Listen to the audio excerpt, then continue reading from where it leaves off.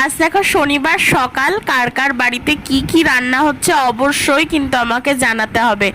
এই যে দেখো বাবা সবে বাজার থেকে ফিরেছে আর নিয়ে এসছে মাটন, চিকেনও নিয়ে এসছে, কারণ আমি এই কদিন একটু চিকেনই খাচ্ছি, মাটন খাবো না, সেই জন্য মাটনটা ধুয়ে নিচ্ছে এখানে। মাটন দিয়ে আলু দিয়ে আমাদের ঝোলটাই বেশিরভাগ করা হয়। আর ওই দেখো এইখানে কিন্তু মাটনের বেশিরভাগ বাবা রেয়াজি পিস নিয়ে এসেছিলো, আমাদের সবাই রেয়াজি পিসই পছন্দ করে। মাংসটা কিন্তু খুবই ভালো ছিল, দেখে বুঝতে পারছো। আর এই যে এই দেখো আমার এখানে চিকেন 250 গ্রাম মতো মনে হয় ছিল। তো এটা ভালো করে ধুয়ে নিচ্ছে, পেঁপে গাজর এইসব দিয়ে হালকা পাতলা স্টু হবে।